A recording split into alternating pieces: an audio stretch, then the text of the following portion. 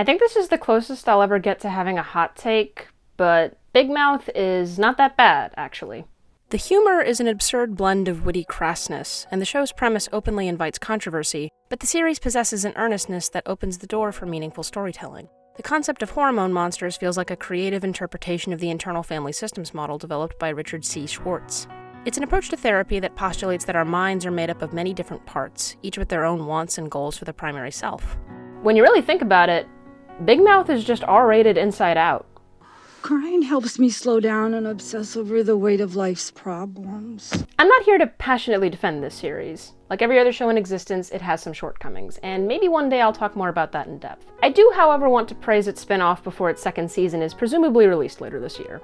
Human Resources is the distillation of all the things I appreciate about Big Mouth. The monsters are the primary focus here, and the interactions they have with their clients are avenues for exploring the broader human condition. For example, some people don't have an ambition gremlin, but this doesn't detract from their collective sum of parts. Hey guys, gonna throw something out there. What if all these differences between us are actually a good thing? It's also interesting to see how the two shows cross over. Natalie made her debut in Big Mouth Season 4, and in Human Resources, we get to see more of her and her family. Conversely, Flenny Olympic is first introduced as a minor character in Human Resources, and in Big Mouth Season 6, he becomes Andrew's love bug after the latter's relationship with Bernie Sanders deepens. Who even are you? I'm Bernie Sanders. Get on board. Human Resources also covers topics like postpartum depression, the ways in which addiction can be alluring, and the false dichotomy between love and ambition. But the storyline that really stood out to me is the one that follows the character Yara. In episode 2, Walter takes Emmy on a love bug ride-along to teach her his well-intentioned but imperfect view of love. 'Cause love is a psycho, and I'm a psycho for love.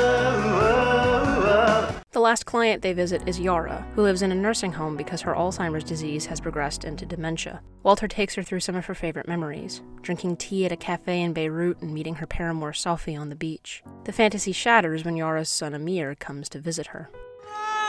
It's me, your son, Amir. Do you know where they put the good blankets I got you? Amir?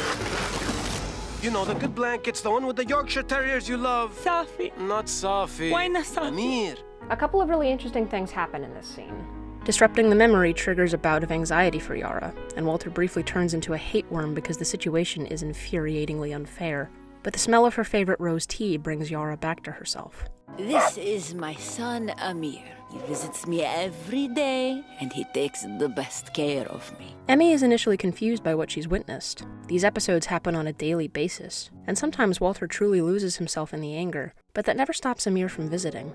I guess love means showing up? Well, look at you. We see Yara again 7 episodes later. Amir has moved her into his house after she fell and broke her hip, and we see how being her primary caregiver weighs on him.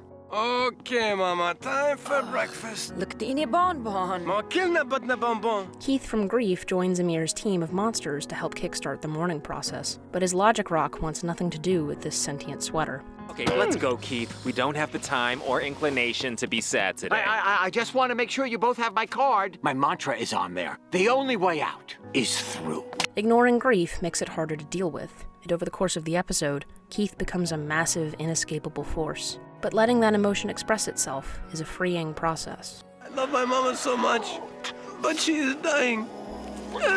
Out. Through? And that makes me a sad dad. This storyline struck such a chord with me because 6 years ago, my grandmother was also diagnosed with Alzheimer's. She'd been showing symptoms for a while, but my grandfather's death really expedited her decline. To say that it's been agonizing is putting it lightly. This disease is unbelievably cruel because someone you love will slowly and painfully erode away over time, and there's nothing you can do to stop it. In my grandmother's case, it's particularly difficult because she's also developed aphasia, which is the inability to comprehend or formulate language. We don't know how much she actually remembers because she can't physically tell us. My mom and my aunt have taken excellent care of her, but this situation affects them every day.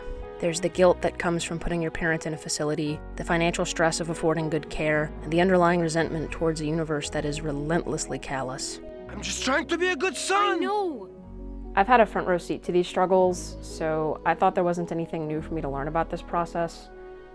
But I was wrong, and I'm glad I was wrong. As Yara inches closer to death, most of her monsters are taken off her case, until eventually Walter is the only one left. I Everyone else is leaving too. Her ambition gremlin, her appetite sprite, her bladder badger. What? Am I the last one on her team? When you're caring for someone with Alzheimer's or dementia, the process of grieving is a daily ritual. Every day offers something new to mourn. But the one thing that never leaves is love. Watching Walter stay by her side till the very end made me realize something that I've been taking for granted. I haven't seen my grandmother much since we moved her into an assisted living facility.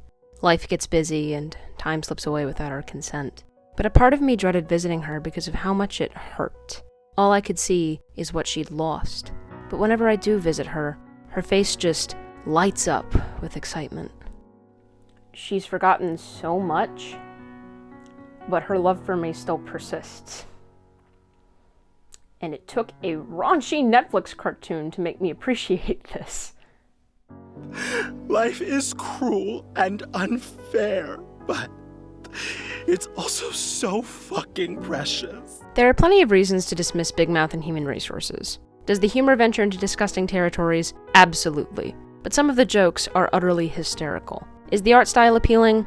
Not especially. But Rick and Morty isn't pretty in a conventional sense, and it got renewed for 70 more episodes. Does the show's universe make sense all of the time? No. But I think we need more shows that lean into the inherent absurdity of life. Human Resources isn't perfect, but I don't expect perfection from any piece of media. I watch to learn more about myself and the world around me, and if that sounds appealing to you, then I suggest giving at least one of these shows a chance. You might be surprised by what you find. I'm really gonna miss her. I am too, but she had a pretty amazing life. And I guess now we have to let her go. I guess we do.